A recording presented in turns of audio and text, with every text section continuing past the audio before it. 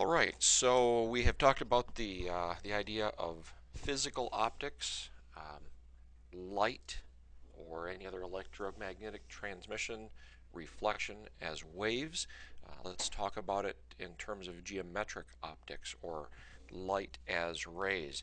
And for this discussion, because this discussion is really going to go on from now till the end of the quarter about the geometry of light. I guess I want you to picture it this way. Imagine you go outside on a dark night, you look up at a star. That star is one discrete point at a certain position in the distance. Imagine a ray of light as being that perfectly straight thread that would go straight from that discrete point to the pupil of your eye. So whenever we talk about light rays, I want you to picture in your mind some object that is reflecting point. It could be the corner of a desk. It could be something off in the distance. It could be anything that you're looking at, but there is a ray of light that comes from that object and goes in a straight line to your eye. Well, of course, the thing that is going to interest us most is how those rays are collected by some sort of a sensor, particularly cameras.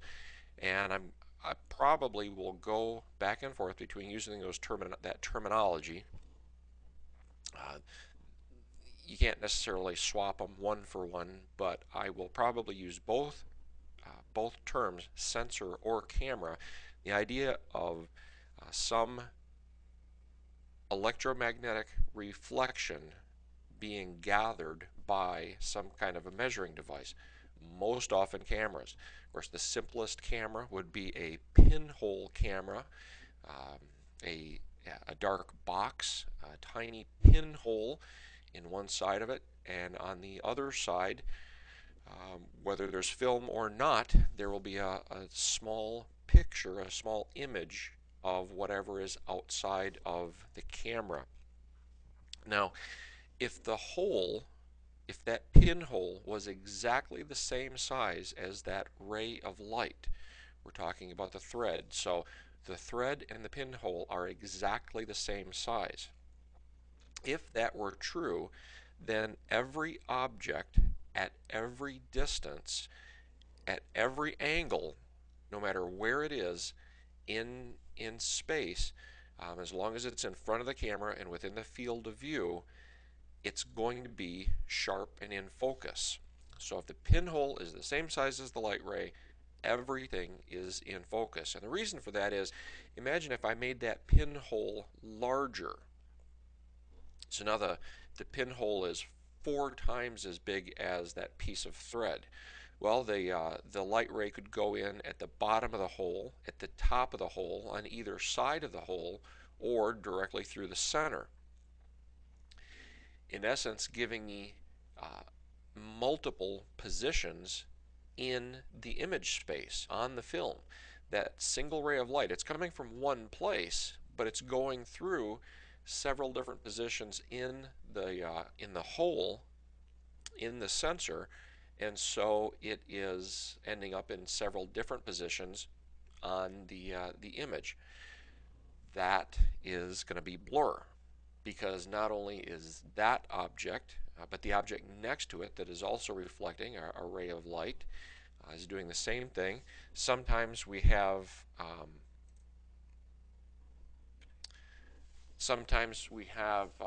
they're going to overlap or be farther away than they're supposed to, and that is where we are going to get blur.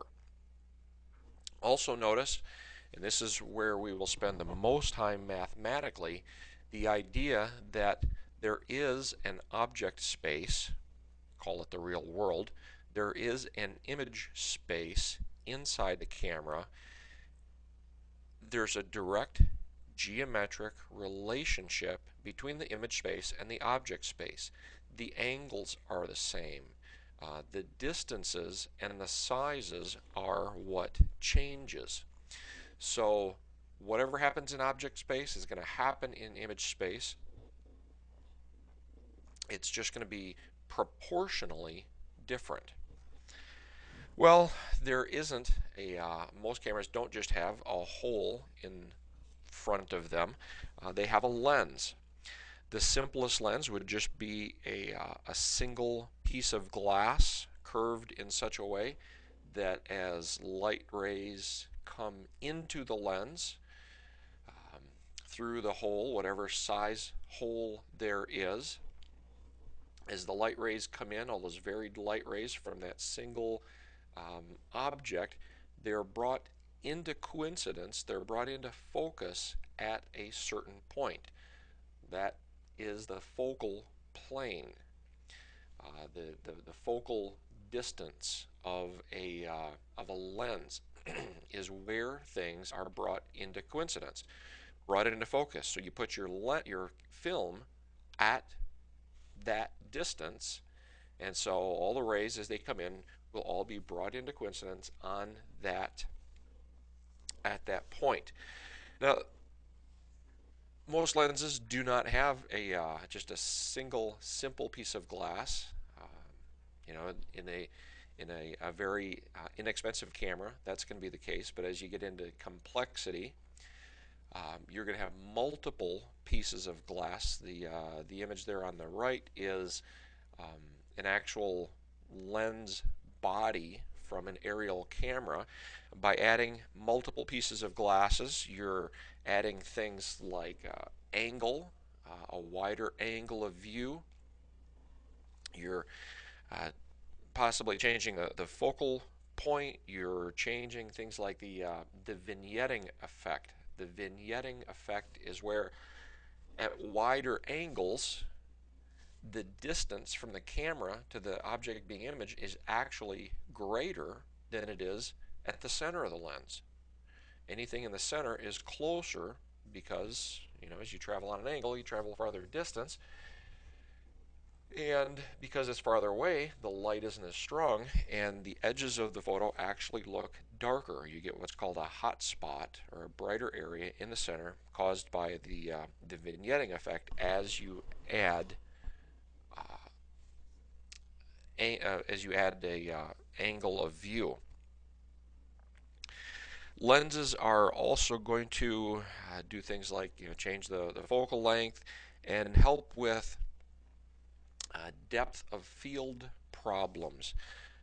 Depth of field is the idea that because of those circles of confusion, right, objects that are very close to the lens, or when the hole in the lens is very large, those circles of confusion become larger and more pronounced.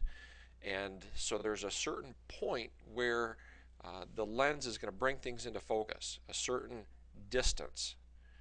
Anything beyond that, anything closer to that, is going to be out of focus.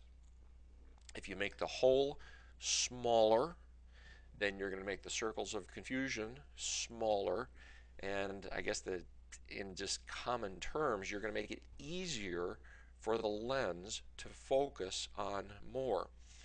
That link at the bottom should be a link if you want a little more in-depth discussion of the depth of view. But the size of the hole, okay, that brings up a whole other idea. Most cameras have the opportunity to change the size of the hole that is being imaged. Okay, the lens is there, but inside the camera, the hole is known as the aperture. And if you've got a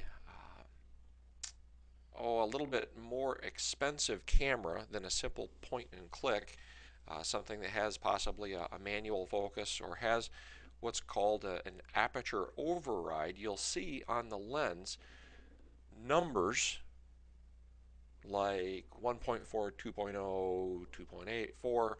You'll see all or some of those numbers. Those are known as f-stops. An f-stop is simply the ratio of the focal length to the diameter of the aperture.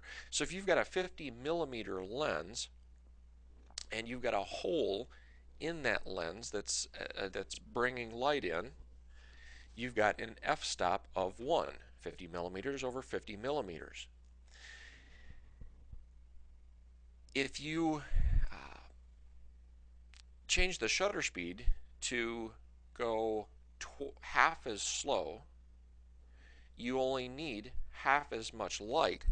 So to get half of as much light, you need half the area for that hole. Not half the diameter, because there's not a direct relationship between the diameter and the area. Well, there is a direct relationship, but it just isn't one-to-one. If we want to half the amount of light, then we need to half the area. So we need to change the diameter, which is going to change that ratio. The math, all right, down below, the math, that's actually the formula to get the new diameter by solving for half the area. The labeling on that little chart on the right is actually incorrect. I'll need to change that before I post the notes. That should actually be diameter. So what happens is, and this is just a chart using that formula. If we were to reduce the diameter, remember that's supposed to be labeled diameter, to 0.71% of the original, that ratio becomes 1.4. Okay, 1 over 0.71 is 1.4. So the f-stop is labeled as 1.4, and that's 50% the amount of light as it would be at f1. If I change the diameter to 0.5, so in other words, I would go from if I've got a 50 millimeter lens, I go to a 25 millimeter diameter opening, I'm getting 50% again, or 25% of the original. The f-stop is now 2. 50 millimeters over 25 millimeters gives me an f-stop of 2. And so you can just see that as the diameter by proportion goes down, the f-stop, that ratio changes, and that's all those labelings mean. Basically, every f-stop is going to take it down 50% the amount of light. It's going to increase, because the hole is getting smaller, it's going to increase the depth of field, but as that gets smaller, it's going to double the amount of time needed in imaging. Typically, f-stop and depth of field isn't a big problem in aerial, because it becomes negligent with distance. That's another thing that increases depth of field, is distance. And typically the photos are taken from several thousand feet above the ground, so that doesn't necessarily become an issue.